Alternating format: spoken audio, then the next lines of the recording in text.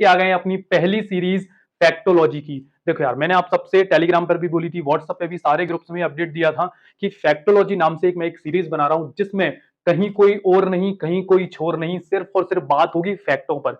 यानी कि मध्य प्रदेश सामान्य ज्ञान के वो फैक्ट जो कि हर बार पेपर में पूछे गए हैं, या फिर वो वाले फैक्ट जो बहुत कंफ्यूजिंग है। आप समझ रहे हो मेरी बात, कौन सी कंफ्यूजिंग है? देखो देखो, मैं ऐसे दिखाता हूँ। ये देखो, आप भी देख रहे हो। अब देखो, मैंने साहित्यकारों का नेम लिख दिए। अब भैया सारे के सारे ये होशंगाबाद से हैं, माखनलाल चतुर्वेदी जी भी, हरिशंकर परसाई भी, भवानी प्रसाद मिश्र भी। लेकिन सर, होशंगाबाद में कहां से? डिस्ट्रिक्ट तो सेम है। Table tennis association, badminton, cricket, snooker सब एक जगह से हैं। लेकिन सर अलग अलग क्यों याद करें इनको, एक साथ ही क्यों ना याद करें? तो बिल्कुल मैं इस तरह के कंफ्यूजिंग पॉइंट, ये देखो कंफ्यूजिंग पॉइंट, भैया वसुधा प्रहरी या प्रभा प्रताप या फिर करमवीर, कौन सी किसकी सर, कौन सी किसकी? नहीं पता, नहीं याद आ रहा।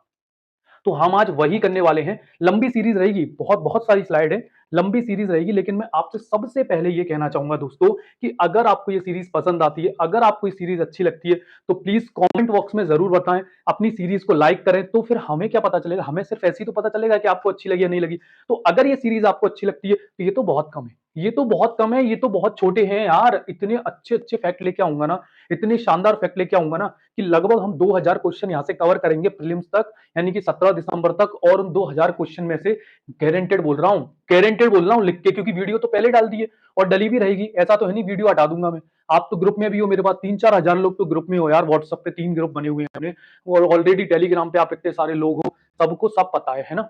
आप गारंटेड बोल रहा हूं, एमपी जीके के लगभग कम से कम 15 से 20 क्वेश्चन फंसेंगे।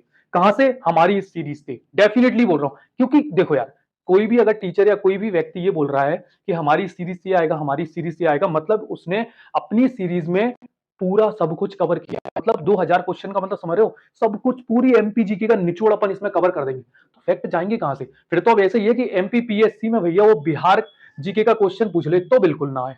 अगर एमपीजीके के क्वेश्चन पूछेगा तो आएंगे ही आएंगे, फिर तो कुछ रह ही नहीं सकता है। तो बिल्कुल सबसे पहले हम स्टार्ट कर रहे हैं अपना। सबसे पहले जो हमारा क्वेश्चन है आप सभी के सामने, वो है कि नर्मदा कंट्रोल अथॉरिटी की स्थापना कब हुई? तो मैं बिल्कुल दूसरे पेन से यहां लिखना स्टार्ट करूंगा, और आपको ब्लैक लिखा है तो मैं दूसरे पेन से इसका आंसर लिखूंगा, और रेड लिखा है तो फिर ब्लैक से आंसर लिखेंगे, ठीक है? तो कोई कंफ्यूजिंग नहीं रहेगा। नर्मदा कंट्रोल अथॉरिटी की स्थापना होती है साहब 1970 में। बिल्कुल लिख दो, लिख लो, छपने वाला प्रश्न है। कब होती है? 1970 में नर्मदा कंट्रोल अथॉरिटी की स्थापना होती है। नेक्स्ट है मध्य प्रदेश झील संरक्षण प्राधिकरण। मतलब प्राधिकरण, तो मध्य प्रदेश झील संरक्षण प्राधिकरण की जो स्थापना है वो होती है, हमारे मध्य प्रदेश झील संरक्षण प्राधिकरण की स्थापना होती है 2004 यानी 2004 में। नेक्स्ट हमारे सामने है कि सर ये तो आपने ये एरो क्यों बनाया है, ये वाला ये क्यों बनाया है? सर इसका मतलब तो होता है कि इन सब का कोई एक आंसर है। इसका मतलब क्या होता है कि इन सब का कोई एक आंसर है। तो बिल्कुल बिल्कुल मेरे दोस्तों, hockey association, football association and Olympic, Olympic को मध्य प्रदेश ओलंपिक एसोसिएशन की जो मतलब जो प्लेस है, जो जिला है जहां पर ये सारी की सारी संस्थाएं हैं, हॉकी एसोसिएशन, फुटबॉल एसोसिएशन और ओलंपिक एसोसिएशन, वो कौन सा है? बिल्कुल मां नर्मदा की गोद में बसा हमारा सबसे प्यारा, हमारा सबसे सुंदर शहर, मध्य प्रदेश की सांस्कृतिक राजधानी जबलपुर। देखो राइटिंग पे बिल्कुल मत जाना, मैं हर बार आपसे कहता हूं मेरी राइटिंग बहुत गंदी है, ये मैं आपसे हर वीडियो में स्वीकार कर चुका हूं यार। हर बार क्यों क्यों गिल्टी फील कराते हो? लेकिन बस इतनी सी बात है दोस्तों, आपको समझ आ रहा है ना? मैं ओरली बोल भी रहा हूं, आपको मेरी वॉइस भी सुनाई दे रही है, तो आप वहां से समझ जाओ, ठीक है? देनवा नदी के बारे में हम जानने वाले हैं। और अगर देनवा नदी के बारे में हम बात करें तो भैया ये पूछ रहा है कि देनवा नदी कहां बहती है, मतलब किस नेशनल पार्क में बहती है, किस जगह बहती है? तो देनवा नदी बहती है सर सतपुड़ा नेशनल पार्क में। क्यों बंद हो गया भाई बोर्ड? ये चालू हो गया। देनवा नदी, पेन ले लिया है मैंने, अच्छा दूसरा पेन लेते हैं, यहाँ पे ब्लैक पेन ले लेते हैं। तो देनवा नदी कहां बहती है? देनवा नदी बहती है हमारी सतपुड़ा नेशनल पार्क। कहां लिख दूं? चलिए जी, सतपुड़ा नेशनल पार्क, एनपी का मतलब नेशनल पार्क, ठीक है? तो देनवा नदी बहती है सतपुड़ा नेशनल पार्क में। अब आ जाती है हमारी राजघाट। राजघाट यानी कि राजघाट मतलब जो राजघाट है, राजघाट परियोजना वगैरह की बात नहीं कर रहा हूं, ये घाट की बात कर रहा हूं मैं, कि राजघाट जो है वो ताप्ती नदी पर है। कौन सी नदी पर है? ताप्ती नदी पर। रामघाट किस नदी पर है? रामघाट है उज्जैन में। कहां पर? उज्जैन में, बाबा महाकाल की नगरी। और जो मुझे सबसे, एक और घाट है यहाँ पे, अमृत घाट भी लिख लो।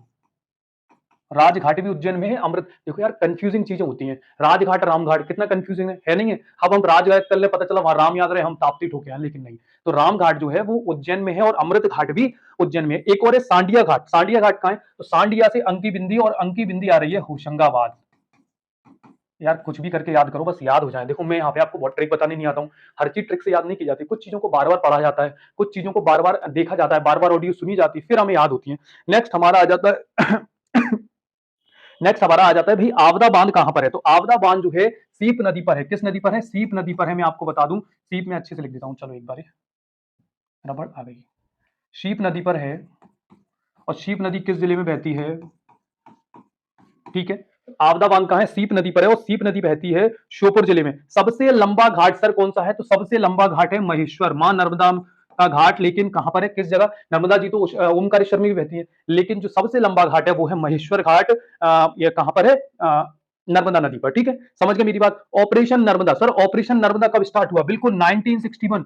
डेट है तो याद कर लो, मैंने बहुत सारी पीडीएफ जो है अपने व्हाट्सएप ग्रुप में, टेलीग्राम ग्रुप में भी डाल रखी है। मेंस वाला हमारा टेलीग्राम चैनल है, आप बिल्कुल ज्वाइन कर सकते हैं हमारा टेलीग्राम चैनल। आप लिखेंगे अपने टेलीग्राम पर सर्च में मेंस वाला, MEINSWALA, वहां पर आप लिखेंगे, आप हमारे टेलीग्राम चैनल से जुड़ जाएंगे। और हमारे व्हाट्सएप चैनल से जुड़ने के लिए आपको इस नंबर पर मैसेज करना होगा 7898254748। ठीक है, 48 है ये,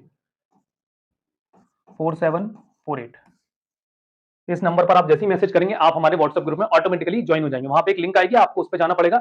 आप बिल्कुल बिना कुछ किए आप उस लिंक से हमारे व्हाट्सएप ग्रुप में जो है जुड़ जाएंगे। ठीक है, तो डेफिनेटली हम अगला प्रश्न देखिए, ये बिल्कुल मैं स्लाइड दे दूंगा, बिल्कुल मैं स्लाइड दे दूंगा।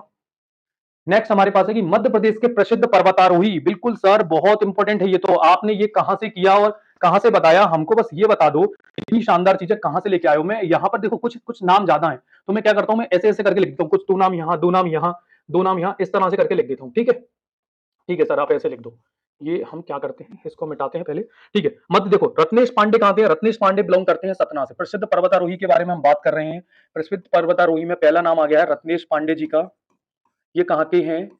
ये बिलोंग करते हैं, सतना जिले से बिलोंग करते हैं, और ये मध्य प्रदेश के प्रसिद्ध पर्वतारोही हैं। नाम बिल्कुल याद रखना। आ जाता है कि रत्नेश पांडे का संबंध किससे है, तो रत्नेश पांडे मध्य प्रदेश के प्रसिद्ध पर्वतारोही हैं। एक और है भावना डेहिया, कैसे भूल जाएं सर इनको, बिल्कुल ये तो बहुत फेमस नाम है, हमारे मध्य प्रदेश का गौरव है भावना। मैं रेड कलर से लिख दूं यार यहाँ पे ना, एक सेकंड, थोड़ा सा आपको भी कंफ्यूजिंग नहीं होगा। ये लो, क्या नाम है? भावना डेहरिया। क्या नाम है? भावना डेहरिया। कहां से संबंधित है?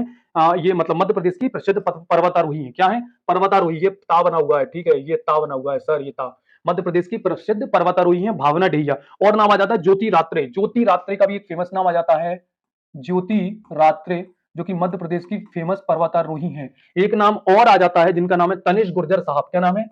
तनिष भाई लिख जा यार, क्या हो रहा है? ठीक है, तनिष गुर्जर, ये भी मध्य प्रदेश के प्रसिद्ध पर्वतारोही हैं। तो बिल्कुल आपको ये चारों के चारों नाम याद रखने हैं, रत्नेश पांडे, भावना डेहिया, ज्योति रात्रे और तनिष गुर्जर। ये चारों मध्य प्रदेश के प्रसिद्ध पर्वतारोही हैं। आपको बहुत अच्छे से नाम याद रखने। देखो यार, गेम्स के प्लेयर्स के नेम, पूजा वस्त्रकार कौन है, क्या है, किस खेल से संबंधित रखनी है, सौम्या तिवारी कौन है, किस खेल से संबंधित रखती है, ये आपको बहुत अच्छे से इन नामों को याद करना चाहिए और करना भी चाहिए। बिल्कुल हम आपसे डेफिनेटली बोल रहे हैं कि हम यहाँ पर कवर करेंगे, हम इन सबको यहाँ पर, हम सबको यहाँ पर जो है कवर करेंगे। यहाँ पे table tennis association, badminton association, cricket association और स्नूकर एसोसिएशन, इनकी बात करिए कि सर ये बता दो ये सारे के सारे एसोसिएशन कहाँ हैं, कौन से? Table tennis, cricket, badminton, snooker. तो ये सारे के सारे जो एसोसिएशन है वो सिर्फ एक ही जिले में है। मध्य प्रदेश का सबसे साफ, स्वच्छ और सबसे शानदार शहर नाम है इंदौर। क्या नाम है? नाम है इंदौर। ये चारों के चारों एसोसिएशन है। देख रहे हो, जबलपुर एसोसिएशन, जबलपुर में पहले बता दिया मैंने जबलपुर में कौन कौन से एसोसिएशन है। अभी मैंने बता दिया कि table tennis, badminton, cricket, snooker, ये चारों के चारों इंदौर में। ऐसे याद। नेक्स्ट हमारा एथलेटिक्स एसोसिएशन एंड न्यू महिला एसोसिएशन। भैया न्यू महिला एसोसिएशन नहीं है, ये न्यू महिला हॉकी लिखना है सर यहाँ। न्यू महिला हॉकी एसोसिएशन, न्यू महिला हॉकी एसोसिएशन कहां पे है भैया? तो एथलीट एसोसिएशन और न्यू महिला हॉकी एसोसिएशन ये है भोपाल में। कहां है? भोपाल में। इंदौर वाली आपको समझ में आ गई, ऊपर है भोपाल एथलेटिक्स और न्यू महिला हॉकी एसोसिएशन, ये दोनों की दोनों कहां है? भोपाल में स्थित हैं। बिल्कुल सर, अब जो आप इतनी देर से बोल रहे थे कि मैंने जो है आपको एक और कंफ्यूजिंग पॉइंट क्लियर करने के लिए आपको मैंने ये चीज दी है, ये चीज बताई है, तो वो कंफ्यूजिंग पॉइंट क्या है सर, वो बता दीजिए। तो देखो आपके सामने लिखा हुआ है कि हम विभिन्न साहित्यकारों के बारे में बात करें, तो माखनलाल चतुर्वेदी जी, हरिशंकर परसाई, भवानी प्रसाद मिश्र, ये कहां से बिलोंग करते हैं? तो मैं इन चारों के बारे में आपको बात बताऊं, एक इंपॉर्टेंट। ये देखो, ये तीनों के तीनों, मतलब ये चारों नहीं, ये तीनों जो है होशंगाबाद डिस्ट्रिक्ट से बिलोंग करते हैं। कहां से बिलोंग करते हैं? लेकिन सर एक कंफ्यूजन है, होशंगाबाद में भी ये कहाँ से, इनके जगह का नाम बताओ, इनके कस्बे का नाम बताओ, इनकी तहसील, इनके गांव का नाम बताओ, क्योंकि सर ये तो पूछता ही नहीं है कभी ये कहाँ से बिलोंग करते हैं। इनके जो मेन जगह है जहां पर मतलब मेन मतलब जहां गांव कस्बा जो भी है या तहसील है या टाउन है वहां का नाम बताओ, वहां से क्वेश्चन आता है। तो देखो माखन लाल चतुर्वेदी जी बिलोंग करते हैं बाबई गांव होशंगाबाद से।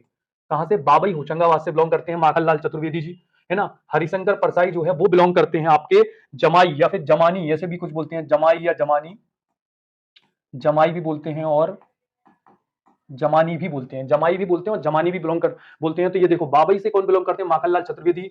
जमाई जमानी से बिलोंग करते हैं हमारे हरिशंकर परसाई जी। जिले सबके होशंगाबाद है, ध्यान रखना, है ना। और भवानी प्रसाद मिश्र जी जो है होशंगाबाद जिले से बिलोंग करते हैं, लेकिन इनके कस्बे का नाम है टिगरिया। क्या नाम है? तो टिगरिया। तो देखो आप बिल्कुल याद रखें कि टिगरिया होशंगाबाद से बिलोंग करते हैं भवानी प्रसाद मिश्र, है ना। जमाई होशंगाबाद से बिलोंग करते हैं हरिशंकर परसाई, और बाबई होशंगाबाद से बिलोंग करते हैं माखन लाल चतुर्वेदी जी। Got it? ये चीज आपको बिल्कुल याद रखनी है। और मैंने ये क्यों लिखे हैं, मैंने ये साथ साथ क्यों लिखे हैं, कोई वजह नहीं है साथ साथ लिखने की, सिर्फ एक ही वजह है, क्योंकि इनमें कुछ कॉमन चीजें हैं। अब देखो भरतरी और शरद जोशी मैंने साथ साथ लिखे हैं, तो इनकी एक ही कॉमन चीज है और वो है उज्जैन से। भरतरी कहां से? तो राजा विक्रमादित्य के बड़े भाई है ना भरतरी, तो वहां से भरतरी की गुफाएं भी उज्जैन में है, इस बात से भी याद रखना। भरतरी की गुफाएं मध्य प्रदेश में कहां है? उज्जैन से बिलोंग करती हैं, और भरतरी और शरद जोशी जो है उज्जैन से बिलोंग करते हैं। समझ गए? ये एक जगह लिखने का, एक जगह बताने का, इन फैक्टों को एक जगह रखने का मतलब ही यही है कि आपसे इनमें कुछ कॉमन चीज बताई जा रही है। अब आ जाता है हमारा नंद दुलारे वाजपेयी और शिव मंगल सिंह सुमन। तो देखो इन दोनों में संबंध है, ये उत्तर प्रदेश के उन्नाव जिले से बिलोंग करते हैं। कहां से? उन्नाव से बिलोंग करते हैं। उन्नाव में जन्म हुआ है इनका नंद दुलारे वाजपेयी और शिवमंगल सिंह सुमन। इनका जन्म कहां हुआ है? ये उन्नाव में जन्म हुआ है। अच्छा, कवि प्रदीप का नाम मतलब अन्य नाम, या फिर बोलेंगे कि बचपन का नाम, इनका एक्चुअल नाम क्या है? कवि प्रदीप तो इनको बोलने लगे थे, ये प्रश्न आया है पीएससी में, ये प्रश्न पूछा है कि कवि भूषण का मतलब वास्तविक नाम क्या है, कवि प्रदीप का वास्तविक नाम क्या है, इस तरह के प्रश्न आए हैं। और भी अन्य जो कवि हैं और साहित्यकार हैं उनके बारे में भी पूछे गए हैं। तो कवि प्रदीप का है रामचंद्र नारायण जी द्विवेदी। क्या नाम है? रामचंद्र, देखो मैं कहां लिखूं, यहीं लिख देता हूं, भाई आजा पेन। रामचंद्र नारायण द्विवेदी। क्या नाम है? रामचंद्र नारायण द्विवेदी। रामचंद्र नारायण द्विवेदी जो है कवि प्रदीप का अन्य नाम है या फिर प्रारंभिक नाम है। और भूषण के तो भैया दो तीन है, घनश्याम तिवारी भी कहते हैं इनको, लिख लो आप, ये लिख लो, देखो घनश्याम तिवारी भी कहते हैं इनको, है ना, पंडित जी महाराज, और जटाशंकर भी तो कहते हैं इनको। थोड़ा अच्छे से लिख देता हूँ यार, ठीक है, जटाशंकर भी कहते हैं इनको। जटाशंकर के बाद इनको और नाम क्या है? अज्ञात रत्ना, हाँ एक और नाम रत्नाकर त्रिपाठी। अज्ञात नाम से तो ये लिखा करते थे, रत्नाकर त्रिपाठी। ये भैया ये ऐसा नहीं है एक ही नाम है, ये तीनों के तीनों नाम जो है भूषण के ही हैं, और भूषण को ये इन नामों से जाना जाते थे। घनश्याम तिवारी, जटाशंकर, रत्नाकर त्रिपाठी, ये विभिन्न प्रकार के जो नाम है भूषण साहब को मिले हुए थे। नेक्स्ट हमारी स्लाइड आ जाती है कि सर स्विमिंग अकेडमी कहां पर है, बैडमिंटन अकेडमी कहां पर है, तीरंदाजी अकेडमी कहां पर है, इन सब के बारे में और बता दो सर। क्योंकि दिक्कत यह है आपने इतनी सारी एसोसिएशन, इतनी सारी चीजों के बारे में बता दिया है, तो हमें आज थोड़ा सा स्पोर्ट में और बता दो। तो स्विमिंग अकेडमी, बैडमिंटन अकेडमी और तीरंदाजी अकेडमी, तो मैं आपसे बताऊंगा स्विमिंग तो करते हैं हम होशियार होकर, होशियारी से करनी चाहिए भैया स्विमिंग, क्योंकि अगर जरा सी चूक हुई तो डूब में गए। कहां पर है स्विमिंग? होशंगाबाद में है। बैडमिंटन अकेडमी जो है ग्वालियर में है। कहां पर है? अच्छा ग्वालियर कौन कौन घूमने गया है? अच्छा वो देखा आपने, ग्वालियर में है ना यार जय विलास महल, जय विलास पैलेस, है ना, वो सिंधिया डायनेस्टी का, बहुत बहुत गजब यार, मैंने देखा उसमें, ऐसा बोलते हैं अंदर मतलब बहुत बड़ा खजाना है यार। और ट्रेन व्रेन देखोगे आप, बिल्कुल चांदी वांदी की ट्रेन है, झूमर वूमर है, बहुत मतलब लमसम बना हुआ है, अच्छा बना हुआ है, बहुत शानदार है। बहुत सारी चीजें, किला भी घूमा हुआ है ग्वालियर में, वो भी बहुत अच्छा है यार, है ना। मतलब जाओ यार, अगर कभी मन करे ना तो निकल जाया करो यार, एग्जाम एग्जाम दो, थोड़ा रिलैक्स करने के लिए कहीं निकल जाओ, घूमने चले जाओ, कोई ग्वालियर घूम लो, है ना। कहीं अगर वैसे फ्रेंड सर्कल में जाना चाहते हो, थोड़ा ग्रुप वगैरह के साथ, अगर फैमिली के साथ जाना चाहते हो तो बहुत अच्छी बात है ना। हरिद्वार चले जाओ, ऋषिकेश चले जाओ, काशी चले जाओ, ये बहुत सुकून है। बनारस चले जाओ, बहुत सुकून है यार इन जगहों पर, बहुत मजा आता है, बहुत सुकून है। और ऐसा लगता है ना कि कहाँ आ गए हैं, मतलब अलग लेवल ही अलग है यार, है ना, लेवल ही अलग है। तीरंदाजी अकेडमी जो है वो जबलपुर में स्थित है। तीरंदाजी अकेडमी कहाँ है? तीरंदाजी अकेडमी मध्य प्रदेश के जबलपुर में स्थित है। अब एक और फैक्ट आ जाता है आपके सामने कि भीलों को वन पुरुष किसने कहा है?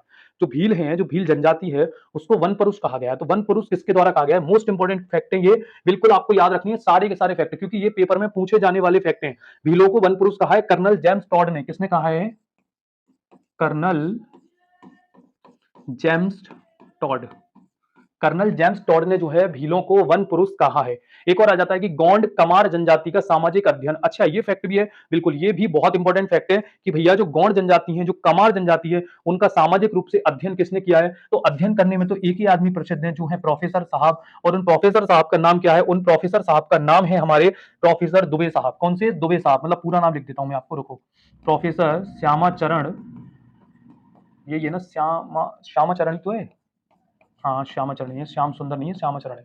प्रोफेसर श्यामाचरण दुबे। कौन है? भीलों का सामाजिक अध्ययन किसने किया है? प्रोफेसर सुंदर दुबे साहब ने जो है भीलों का सामाजिक अध्ययन किया है। तो डेफिनेटली भारतीय जनजाति अध्ययन के पिता किसको कहा जाता है? भारतीय जनजाति अध्ययन के पिता कहा जाता है शरद चंद्र रॉय। पेन क्यों नहीं आया यार?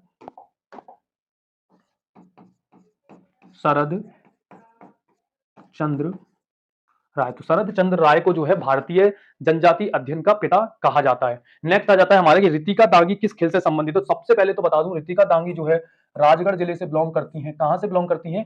राजगढ़ जिले से बिलोंग करती हैं। और ये सेलिंग से संबंधित है। किससे? सेलिंग है, CLLING, हिंदी में लिख लेना यार, सेलिंग वो लिखते हैं ना, आप समझ गए।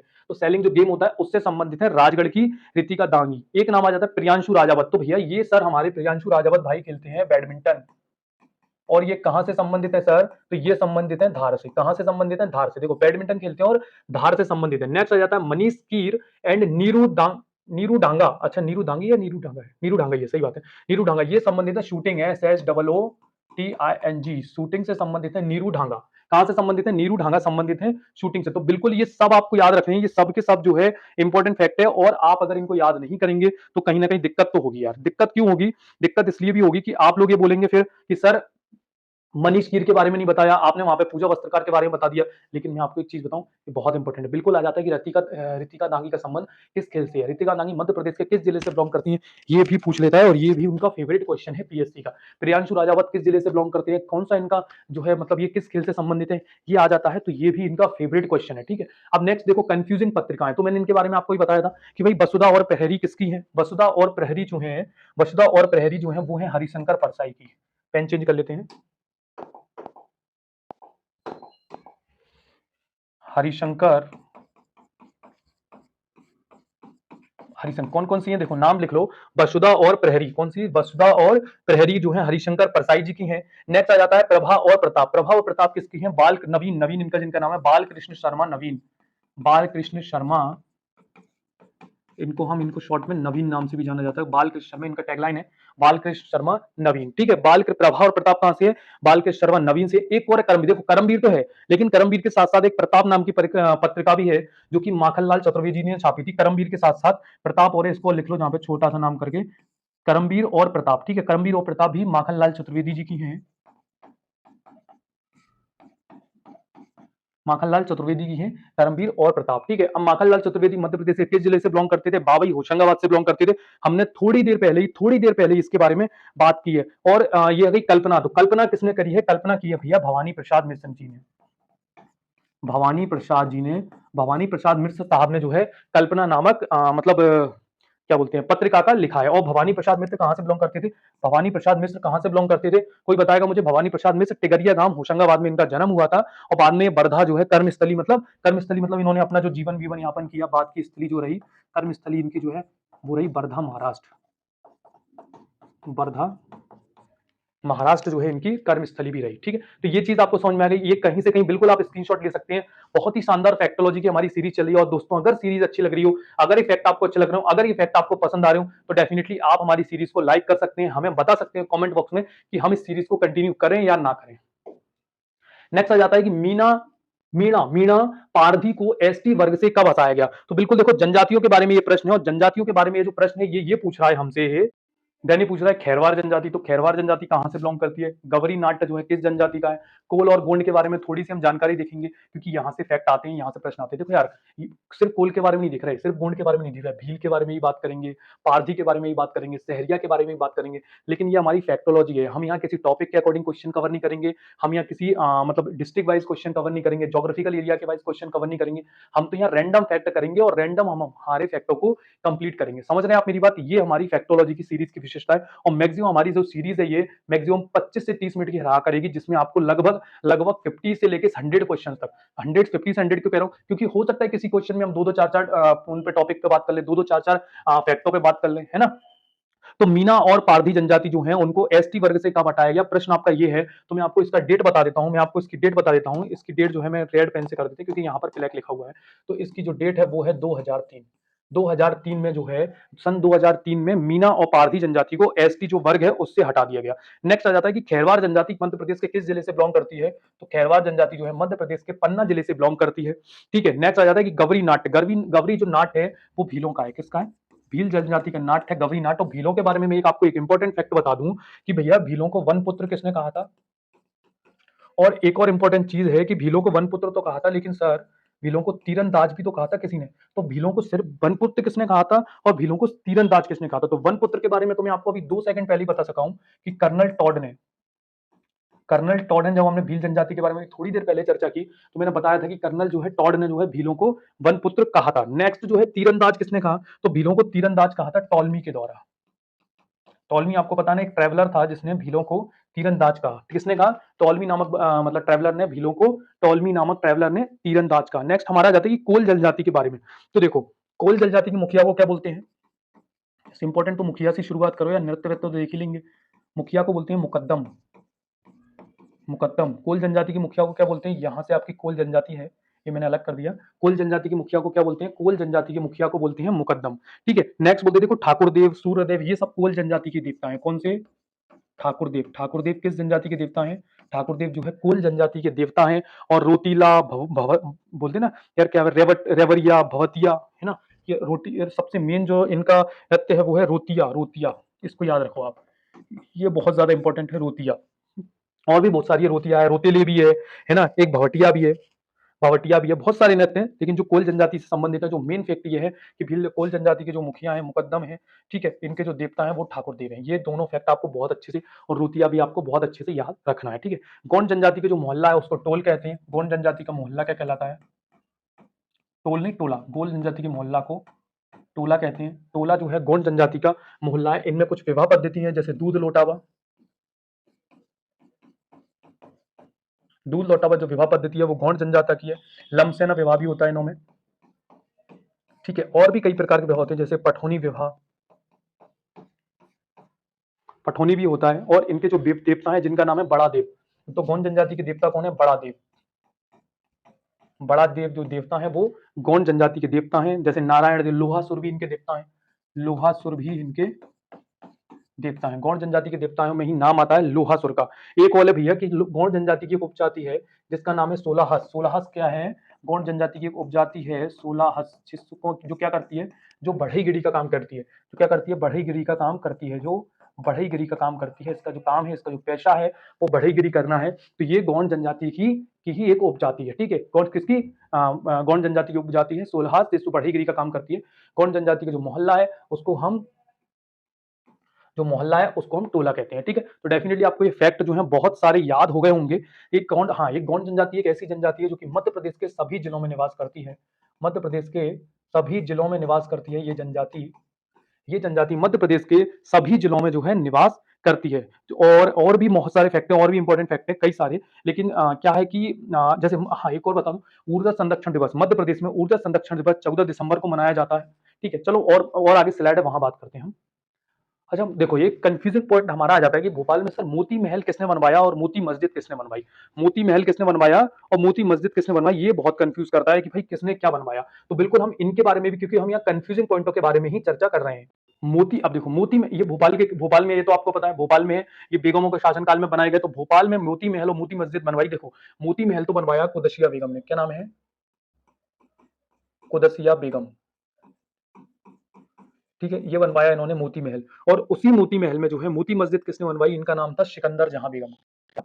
जो मध्य प्रदेश में स्वतंत्रता संग्राम के समय बेगम थी वो थी सिकंदर जहां बेगम। और यही बेगम थी जो कि मक्का की यात्रा पर भी गई थी ना। इस चीज को याद रखना, ये फैक्ट है। मध्य प्रदेश में स्वतंत्रता संग्राम जब हुआ था उस समय भी ये बेगम थी सिकंदर जहां बेगम, ये मक्का की यात्रा पर भी गई थी और इन्होंने भोपाल में जो है मोती मस्जिद नामक जगह बनवाई, ठीक है, मोती मस्जिद बनवाई, ऐसा समझ लो, ठीक है।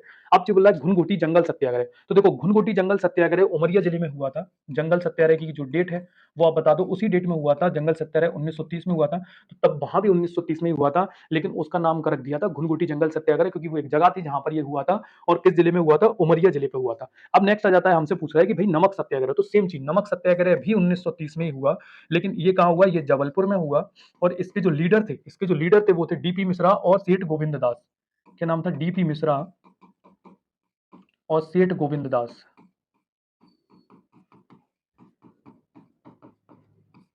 डीपी मिश्रा और सेठ गोविंद दास जो है नमक सत्याग्रह के लीडर थे। 1930 में जो है नमक सत्याग्रह मध्य प्रदेश के जबलपुर में हुआ। अब मध्य प्रदेश में चावल आंदोलन कब घटित हुआ, तो चावल आंदोलन 1947 में घटित हुआ। इसका एक डेट है हमारा 1947 और डेट है फरवरी 28। तो 28 फरवरी 1947 को मध्य प्रदेश के रीवा में जो है चावल आंदोलन घटित हुआ। झंडा दिवस कब मनाया जाता है, 1923 में झंडा दिवस मनाया गया। कब मनाया गया, 1930 में मनाया गया। और डेट है मे बी, डेट क्या है झंडा सत्याग्रह की डेट, 18 जून, हाँ 18 जून जो है। कोई बात नहीं यार, थोड़ा सा स्लिप हो जाती है ऐसे, दिमाग में एकदम से कंप्यूटर या रोबोट तो है ही नहीं है, तो थोड़ा सा स्लिप हो जाता है, और लेकिन उसको हम रिकॉल करते हैं तो हमें याद आ ही जाता है, क्योंकि हमें पता है वो चीज। झंडा दिवस कब मनाया जाता है, 1923 में 18 जून 1923 को झंडा दिवस मनाया गया। एक और प्रश्न आपके सामने यहाँ जा रहा है, ये पूछ रहा है कि मध्य प्रदेश रेशम संचालनालय की स्थापना कब हुई, तो बिल्कुल मध्य प्रदेश रेशम संचालनालय की स्थापना होती है 1984 में। कब होती है, 1984 में होती है। मध्य प्रदेश रेशम संचालनालय की स्थापना 1984 में होती है। एक तो फार्मा कॉम्प्लेक्स सबको पता है कि मध्य प्रदेश के धार में जो है फार्मा कॉम्प्लेक्स स्थित है, और मध्य प्रदेश के धार में जो औद्योगिक केंद्र है उसका नाम क्या है, पीतमपुर। तो पीतमपुर मध्य प्रदेश के धार में औद्योगिक केंद्र है। और भी मैं बहुत सारे औद्योगिक केंद्रों के बारे में बात करूंगा, पुनैना कहां पर है, बड़ौदी कहां पर है, मालनपुर कहां पर है, समझ रहे हो, ये सारे औद्योगिक केंद्रों के बारे में हम अभी थोड़ी ही देर में चर्चा करने वाले हैं, उन पर हम विस्तृत रूप से। अब देखो सीमेंट फैक्ट्री की, सीमेंट कारखानों की बात कर रहा है, तो भाई एसीसी सीमेंट का कारखाना जो है वो है हमारा कटनी में। एसीसी सीमेंट का कारखाना कहां पर है, कटनी में है। और डायमंड सीमेंट का कारखाना है दमोह में।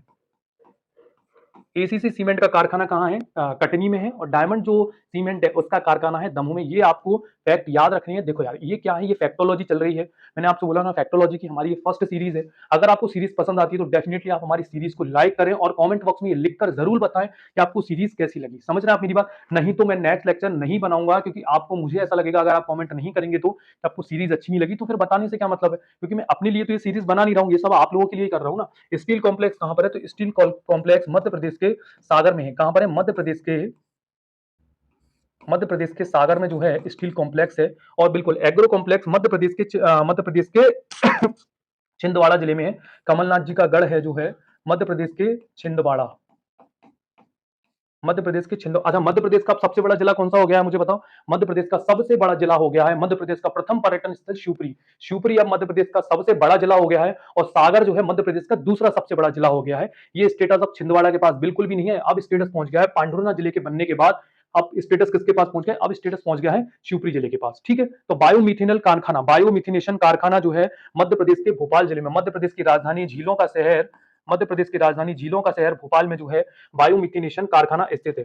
सेम चीज की मध्य प्रदेश में स्याही कारखाना कहां पर है, तो स्याही की क्या की जाती है, स्याही छिड़की जाती है, और छिड़क के कहां गिरती है, वो गिरती है छिंदवाड़ा में। तो मध्य प्रदेश का स्याही कारखाना कहां पर स्थित हो गया, मध्य प्रदेश का स्याही कारखाना जो है छिंदवाड़ा में स्थित है। तो ये जो फैक्टोलॉजी की सीरीज है हमारी, इसमें सारे फैक्ट हम यहाँ कवर कर रहे हैं। और नेक्स्ट हमारी स्लाइड है नंदना प्रिंट, पिथौरा प्रिंट और गलसन माला। तो देखो नंदना प्रिंट एक हो गया, पिथौरा प्रिंट एक हो गया, गलसन माला एक हो गई। ये तीनों की तीनों जो है एक ही जगह पर है, ये तीनों की तीनों एक ही जगह पर है, नाम है अलीराजपुर। नाम क्या है, नाम है अलीराजपुर। जहां ये नंदना प्रिंट भी फेमस है, जहां की पिथौरा पेंटिंग भी फेमस है, और जहां की गलसन माला भी फेमस है, नाम है अलीराजपुर। ये बहुत इंपॉर्टेंट है यार, कल्चर वाले टॉपिक के बहुत इंपॉर्टेंट पार्ट है ना, शिल्प कला वाले क्षेत्र का। बिल्कुल आपको ये याद रखना है, और बहुत बहुत बहुत ज्यादा इंपॉर्टेंट है। नेक्स्ट आ जाता है कि भाई चमड़े के खिलौने कहां बनते हैं, तो बिल्कुल मध्य प्रदेश में चमड़े के खिलौने जो है, मध्य प्रदेश का सबसे स्वच्छ शहर और मध्य प्रदेश की औद्योगिक राजधानी इंदौर में जो है मध्य प्रदेश में चमड़े के खिलौने बनाए जाते हैं। नेक्स्ट हमसे पूछ रहा है कि भाई मध्य प्रदेश की सबसे बड़ी चीनी मिल कहां पर है, तो मध्य प्रदेश की सबसे बड़ी चीनी मिल जो है वो है बरलाई।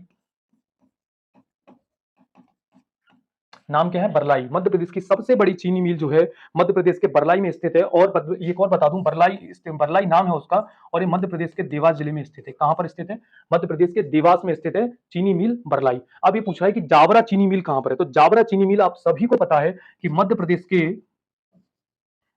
के एक लिख जा भाई पेन, रतलाम में स्थित है। रतलाम में जीआई टैग किसको मिला है? तो रतलाम के जो सेब है, जो नमकीन है, उसको जीआई टैग मिला है। ठीक है, और भी बहुत सारी फेमस चीजें हैं। नेक्स्ट हमारा पॉइंट है कि मृगनयनी एम्पोरियम की स्थापना कब होती है? तो मध्य प्रदेश में मृगनयनी एम्पोरियम की स्थापना होती है जब मध्य प्रदेश लघु उद्योग निगम की स्थापना हुई, उसी समय यहाँ पर मध्य प्रदेश में मृगनयनी एम्पोरियम की स्थापना हो गई, यानी कि 1961 में। तो 1961 में मध्य प्रदेश में मृगनयनी एम्पोरियम की स्थापना होती है। ठीक है, नेक्स्ट हमारे सामने फैक्ट है कि ऑर्डिनेंस कारखाना, गन गैरेज कारखाना, आयुध वाहन कारखाना और ग्रे आयरन कारखाना, तो मध्य प्रदेश में ये चारों के चारों कारखाने एक ही जगह पर है, यानी कि मध्य प्रदेश की सांस्कृतिक राजधानी। बिल्कुल आप सभी का अनुमान जो है, आप सभी ने जो गैस किया बिल्कुल सही है। ये चारों के चारों जो कारखाने हैं, चारों की चारों जो फैक्ट्रियां हैं, वो मध्य प्रदेश के सांस्कृतिक राजधानी जबलपुर में स्थित है। बिल्कुल देखो, ये बहुत कंफ्यूजिंग फैक्ट है कि भाई कोको कोला प्लांट कहां पर है। एक तो कोको कोला जहां पर बोतल भरी जाती है वो वाला प्लांट कहां है, और एक है सर जो बोतल आती है कांच की, वो कहां बनाई जाती है। तो मध्य प्रदेश में इन दोनों के कारखाने अलग अलग जगह पर हैं। तो ये देखो, कोको कोला जो बनाई जाती है वो तो है भैया पीलू खेड़ी राजगढ़ में, औद्योगिक केंद्र है ना पीलू खेड़ी। अब देखो यहाँ पर औद्योगिक केंद्र भी आपको याद होना चाहिए, और औद्योगिक केंद्र पीलू खेड़ी कहां पर है? राजगढ़ में। राजगढ़ में औद्योगिक केंद्र है पीलू खेड़ी, जहां पर कोको कोला का प्लांट लगा हुआ है। लेकिन कोको कोला की जो बोतल बनाई जाती है उसका प्लांट है होशंगाबाद में। कहां पर है कोको कोला की जो बोतल बनाई जाती है? होशंगाबाद में प्लांट है इसका। एक मिनट, ये पेन आ गया क्या? आ गया। होशंगाबाद, ठीक है, अब दिख रहा है आपको सही से? तो होशंगाबाद में मध्य प्रदेश में कोको कोला की बोतल बनाने का जो प्लांट है वो मध्य प्रदेश के होशंगाबाद नामक जिले में स्थित है। ठीक है, एक है इंडस फूड पार्क, तो मध्य प्रदेश का पहला food park Indus food park जो है मध्य प्रदेश के खरगोन जिले में स्थित है। कहां पर स्थित है? मध्य प्रदेश के खरगोन जिले में स्थित है। खरगोन में आप सभी को पता है कि 52 गजा नाम की एक मतलब मूर्ति है। मुझे कोई बताए कमेंट बॉक्स में लिख के कि वो मूर्ति कितने फीट की ऊंची है। ठीक है, कितने फुट ऊंची मूर्ति है वो, कोई कमेंट बॉक्स में मुझे ये लिख के बताए। नेक्स्ट आपके सामने आ जाता है कि भाई ग्रेफाइट उद्योग, तो ग्रेफाइट सब सर्वाधिक ग्रेफाइट उत्पादन जिला जो है मध्य प्रदेश का बैतूल है। वहां पर एचएमटी घड़ी का कारखाना भी है और भी विभिन्न प्रकार की चीजें हैं। लेकिन अगर ग्रेफाइट उद्योग के बारे में पूछ लेता है तो आपको मंडीदीप लगाना ही पड़ेगा। सिर्फ और सिर्फ ऐसा नहीं है कि भाई मंडीदीप जो है वो क्या नाम है आपका, ऑप्टिकल फाइबर कारखाना है, नहीं। ग्रेफाइट अगर उद्योग के बारे में अगर वो पूछ लेता है तो आपको मंडीदीप जो है आंसर में लगाना ही पड़ेगा। नेक्स्ट स्लाइड हमारे सामने आ जाती है कि औद्योगिक केंद्र, अभी थोड़ी देर पहले मैंने बता दिया कि औद्योगिक केंद्र पीलू खेड़ी जो है राजगढ़ जिले में स्थित है। औद्योगिक केंद्र पीलू खेड़ी कहां पर है? राजगढ़ जिले में स्थित है। औद्योगिक केंद्र देखो यहाँ पर पुनैना भी आ जाता है और पुरैना भी आ जाता है, तो कुछ भी आ जाए, पुरैना आ जाए या पुनैना आ जाए, लेकिन आपको आंसर तो पन्ना ही लगाना है। तो औद्योगिक केंद्र है पुनैना, जो कि पन्ना जिले में स्थित है। नेक्स्ट है रहटा। रहटा नामक औद्योगिक केंद्र जो है मध्य प्रदेश का दक्षिणी जिला बुरहानपुर, मध्य दक्षिण का प्रवेश द्वार कहा जाता है। तो क्या कहा जाता है, किसको? बुरहानपुर को कहा जाता है। बिल्कुल, मुमताज बेगम और उनकी जो कब्र है वो भी यहाँ पर स्थित है, और भी विभिन्न प्रकार की चीजें यहाँ स्थित हैं। बुरहानपुर में क्या है? रहटा नामक औद्योगिक केंद्र कहाँ है? बुरहानपुर में स्थित है। एक है बगसपुर, तो बगसपुर नामक औद्योगिक केंद्र जो है मध्य प्रदेश के नरसिंहपुर में स्थित है, बगसपुर नामक औद्योगिक केंद्र। नेक्स्ट है किरनारपुर, तो किरनारपुर औद्योगिक केंद्र जो है तामानगरी बालाघाट में स्थित है। एक है सिद्धगांव औद्योगिक केंद्र, तो मध्य प्रदेश का दूसरा सबसे बड़ा जिला सागर में जो है सिद्धगांव जो औद्योगिक केंद्र है वो स्थित है। नेक्स्ट है हमारा गुना। गुना में है चैनपुर, क्या नाम है? चैनपुर। चैनपुर नामक औद्योगिक केंद्र जो है नेक्स्ट गुना में स्थित है। गुना में आप सभी को पता है और क्या फेमस है, और क्या फेमस है भाई? बिल्कुल, साइकिल उद्योग भी गुना का बहुत फेमस है। साइकिल उद्योग भी गुना का बहुत फेमस है। ठीक है, अच्छा मुझे कोई, चलो छोड़ो मत बताओ, फैक्ट मैं ही बताऊंगा सारे, आपसे कुछ नहीं पूछ रहा हूं, मैं ही सारे फैक्ट बताऊंगा। और बड़ौदी आ गया है। बड़ौदी नामक जो औद्योगिक केंद्र है मध्य प्रदेश के सबसे सुंदर और मध्य प्रदेश का प्रथम पर्यटन स्थल और मध्य प्रदेश का सबसे बड़ा जिला, 10,666 वर्ग किलोमीटर क्षेत्रफल के हिसाब से शिवपुरी जिले में स्थित है बड़ौदी औद्योगिक केंद्र। नेक्स्ट आ जाता है कि भाई राज्य उद्योग निगम की स्थापना कब होती है? तो बिल्कुल देखो, राज्य उद्योग निगम की जो स्थापना होती है वो मैंने अभी थोड़ी देर बताया कि मध्य प्रदेश राज्य औद्योगिक, एक मिनट, ये क्या लिखा हुआ है? राज्य उद्योग निगम, राज्य औद्योगिक विकास निगम है ये। इसको अपन ऐसे कर लेते हैं, राज्य औद्योगिक विकास निगम। ठीक है, अब ये हो जाएगा कि राज्य उद्योग निगम, तो कुछ तो डिफरेंस रहना चाहिए, मैंने एक ही लिख दिया, कोई बात नहीं है, हम यहाँ पर सही कर लेते हैं कि राज्य औद्योगिक विकास निगम की जो स्थापना होती है वो होती है हमारी 1965 में, और ये चेंज हो गया है कि राज्य उद्योग निगम की स्थापना होती है 1961 में, क्योंकि प्रश्न दोनों एक ही थे पहले, तो मैंने उनमें थोड़ा-सा परिवर्तन किया, थोड़ा-सा उनको चेंज किया, जिससे हमारा आंसर सही आप तक पहुँच सके और उद्योग केंद्र, लघु उद्योग केंद्र की स्थापना होती है 1961 में। ये आपको बहुत अच्छे से याद होना चाहिए, बहुत ही इंपॉर्टेंट फैक्ट है ये। ज्यामती दिरी जो है मंदसौर, पशुपति नाथ जी का गढ़ और मध्य प्रदेश की सिवनादनी पर स्थित जो शहर है मंदसौर, ठीक है, वहां पर मतलब जो है ज्यामती दरियां जो है बनाई जाती है, वहां की फेमस है। मंदसौर में कौन सा डैम है, कौन सा प्रसिद्ध डैम है मध्य प्रदेश में, वो मुझे थोड़ा-सा आप कमेंट बॉक्स में लिख के बताएँ। नहीं भी बताएँगे तो कोई बात नहीं है, मैं आपको थोड़ी देर में वो फैक्ट बता दूँगा। चीर दरी जो है मध्य प्रदेश के सतना जिले में बनाई जाती है। व्हाइट टाइगर सफारी भी मध्य प्रदेश के सतना जिले में स्थित है। यहाँ रीवा वाले क्षेत्र में, यानी कि जो मार्तंड सिंह वाला जो क्षेत्र है, बघेलखंड वाला जो क्षेत्र है, वहाँ पर ये सतना नामक जिला है, जो कि मध्य प्रदेश में चीर दरियों के लिए फेमस है। ऑप्टिकल फाइबर कारखाना, बिल्कुल डेफिनिटली मंडीदीप रायसेन में ऑप्टिकल फाइबर कारखाना है। मंडीदीप कहाँ पड़ता है? रायसेन में पड़ता है। मंडीदीप रायसेन में पड़ता है। यहाँ पर औद्योगिक कारखाना जो है ऑप्टिकल फाइबर कारखाना है, और ये किसकी हेल्प से लगाया गया? ये मोस्ट इंपोर्टेंट क्वेश्चन है, जिसका आंसर है जापान। तो जापान की हेल्प से मध्य प्रदेश के मंडीदीप रायसेन में जो है ऑप्टिकल फाइबर कारखाना लगाया गया है। तो फ्रेंड्स, ये हमारी जो है फैक्टोलॉजी सीरीज हमने यहाँ पर कंप्लीट की है। लगभग हमने यहाँ पर 70 से 75 फैक्ट जो है लर्न किए हैं, इनको देखा है। अगर आप इस वीडियो को 1 से 2 बार देखते हैं तो डेफिनेटली आपको ये फैक्ट जो है रट जाएंगे, याद हो जाएंगे। और फैक्टोलॉजी सीरीज हमें आगे कंटिन्यू करनी है या नहीं करनी है, इसके बारे में आप बिल्कुल हमें बताइए। आपके लाइक्स और कमेंट से हमें ये चीज पता चलेगी। तो definitely guys, thank you so much. अगर आपको सीरीज पसंद आए तो बिल्कुल चैनल को सब्सक्राइब करें, वीडियो को लाइक करें, और जितना हो सके अपने दोस्तों को बताएं, शेयर करें। Thank you so much. God bless you, take care.